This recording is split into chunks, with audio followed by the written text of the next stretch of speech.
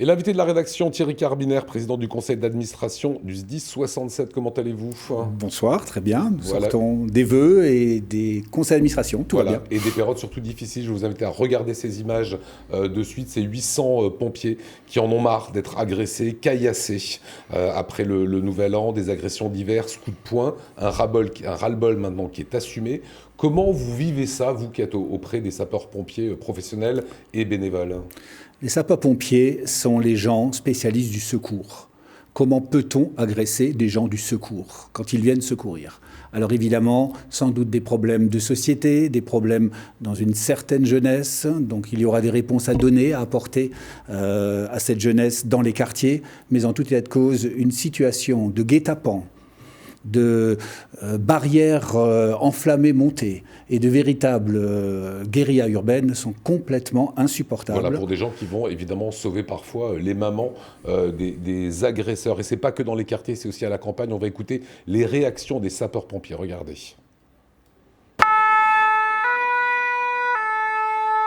Des sirènes pour faire entendre leur ras-le-bol.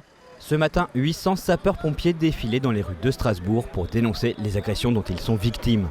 Dans toutes les têtes, les caillassages lors de la nuit du Nouvel An et l'agression au couteau de dimanche dernier. Qu'ils soient professionnels ou volontaires, tous assistent à la montée des violences. J'étais déjà au tribunal hier d'ailleurs, pour des jeunes qui m'ont jeté des cailloux il y a plus d'1 an et demi. Donc oui, on est victime tout le temps. Après, ça devient presque la routine, c'est ce qui est dommage. C'est que pour nous, ça devient normal. Et dans les quartiers, on se protège, on surveille les fenêtres, alors qu'on n'est pas là pour ça à la base. Donc malheureusement, ça devient normal. Il ne faut plus que ça soit la normalité, que les gens soient vraiment au courant de ce qui se passe. Et on est là, et les gens sont dans la misère, et on est les derniers recours. Et quand on arrive, les gens, ils se lâchent sur nous. Et c'est les agressions, c'est les insultes, c'est les agressions, c'est des coups de poing, des coups de pied, des gens qui ont bu, des gens qui ont des problèmes psychologiques aussi.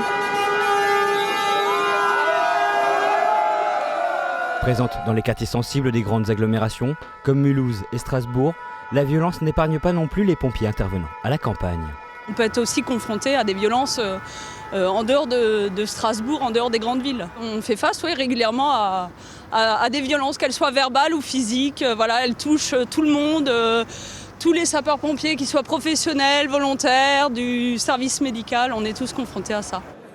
Thierry Carbiner avec nous, président du conseil d'administration. C'est vos gars là, hein, et les femmes qui travaillent pour vous au SDIS 67, une réaction?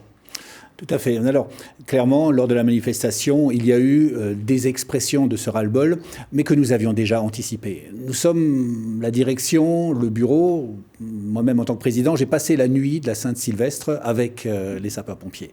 J'ai vu les équipages rentrer des territoires, notamment du quartier de Cronenbourg, et donc j'ai pu voir à la fois l'état affecté de nos agents, de nos pompiers, véritablement à la fois choqués par les agressions, mais aussi ayant une peur de la suite. Parce que en même temps qu'il y a les agressions, en même temps il y a des smartphones, il y a des images, il peut y avoir derrière des espèces de représailles. Donc en tout cela, véritablement, nous avons besoin que les forces de sécurité publique interviennent. La police. Si on va dans les territoires progressivement, ce n'est pas encore trop le cas, les villes moyennes ne sont pas encore véritablement touchées. C'est essentiellement l'Eurométropole. Cette année, dans les années, nous avions connu... On a entendu quelqu'un qui disait c'est à la campagne aussi. Oui, c'est moins. C'est une nouveauté, c'est qu'on entendait ça sur Paris il y a 25 ans. Il y a 10 ans, en télé, en radio, avec mon camarade, on parlait déjà de ces choses-là. C'est quoi la clé, en fait? C'est bien beau de dire la police, mais la police ne pourra pas se déplacer tout le temps avec les pompiers. Et il faut les protéger, les gars. La clé, c'est que nous avons déjà, tout au long de l'année, des incivilités, surtout dans l'Eurométropole. Les villes moyennes, c'est un peu moins, ça commence à venir. C'est là qu'il y a une crainte vers les volontaires. Et nous allons devoir faire des formations, parce que si tant est que des professionnels sont déjà aujourd'hui aguerris, c'est sûr que les volontaires dans les territoires, c'est un peu moins le cas. Clairement, c'est effectivement avec les binômes de police en ville que ça va se passer. Nous avons déjà expérimenté, cette fois-ci, des équipages où il y avait un commissaire de police et un officier de sapeurs-pompiers. Qui pouvaient alors prendre des décisions sur place. Okay. Ça améliore déjà les choses. Ces formations permettront encore d'affiner et nous font toujours un retour d'expérience un débriefing après chaque action. Ouais.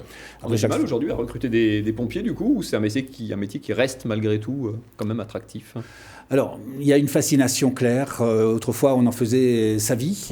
Aujourd'hui, les sapeurs-pompiers sont professionnels, ont une vocation, elles peuvent être familiales ou autres. D'ailleurs, nous faisons des propositions, des appels à ce qu'on rentre dans cette carrière qui est quand même l'acte le plus noble, celui de secourir. Pour les volontaires, clairement, ce qui a changé dans la société, c'est un turnover. Avant, on était pompier toute sa vie. Maintenant, globalement, moyenne nationale, à peu près 11 ans, on change. On vient en tant que jeune, après on fait sa famille, on fait sa vie, et puis on quitte au bout du donnée. Voilà, la donnée a changé. Voilà, on rappellera jamais assez combien on a le plus grand respect pour ces gens-là, et c'est très sincère. Des choses maintenant, après le négatif, on va parler un peu de positif. Vous lancez un logiciel d'appel sur plusieurs numéros. Expliquez-nous rapidement. Voilà. Alors, le ministère de l'Intérieur, de façon à ce que dans tous les départements, il y ait la même capacité, demande à ce qu'on soit réalisateur et investisseur. Nous-mêmes, ici dans le Bas-Rhin, nous sommes complètement en amont, nous sommes complètement d'avant-garde. Nous sommes déjà préfigurateurs, c'est-à-dire dans le concept voulu par le ministère de l'Intérieur, la Direction générale de la sécurité civile et la gestion des crises, eh bien, nous aidons déjà, nous envoyons des officiers et des informaticiens pour amener ce dont on a besoin sur le terrain dans cette prise en compte de la création des logiciels. J'ai pas tout suivi. Le logiciel sert à quoi? Ce logiciel, en fait, ce sera de revoir les appels entrant au centre d'appel et également d'avoir immédiatement la meilleure réponse opérationnelle directement, comment les véhicules doivent sortir. Et c'est là que, clairement, dans notre façon de vouloir qu'on soit irréprochable dans l'intervention, eh bien, il s'agit d'être au plus vite.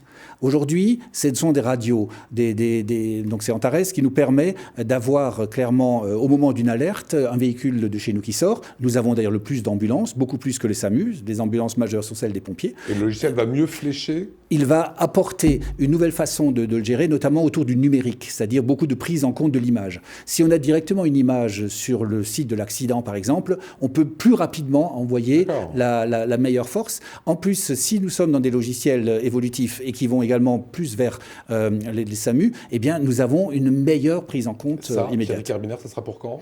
Alors, nous sommes actuellement en plein étude préalable pour pour la façon de faire venir dans tous les territoires le déploiement. Nous serons les premiers. Nous sommes à Paris si engagés que nous avons pour le moment ce retour, c'est que nous serons les premiers déployés et donc nous sommes à la fois constructeurs, mais nous sommes aussi ceux qui seront des expérimentateurs de premier degré de ce nouveau logiciel qui après concernera toute la France. Strasbourg, européenne, nous serons aussi aux premières loges pour avoir les meilleures relations avec nos collègues de l'autre côté du Rhin. Et vous reviendrez sur ce plateau, ce sera au mois d'avril, puisque l'Alsace accueille les Assises nationales des sapeurs-pompiers de France. C'est une fierté de les recevoir. Voilà, c'est en fait une politique que nous voulons également dans la réponse opérationnelle, c'est que nous pensons, et j'ai une politique que je mène depuis maintenant 4 ans, d'avoir un numéro unique, c'est-à-dire plutôt une plateforme d'appel unique qui peut rassembler les numéros. Aujourd'hui, 15 SAMU, 18 pompiers, 112 Europe. Si nous avions qu'un seul numéro, le 112, et ceci sur un plateau commun, nous aurions immédiatement en présence non seulement nos opérateurs, mais aussi les opérateurs du SAMU et le médecin régulateur, celui qui prend la décision.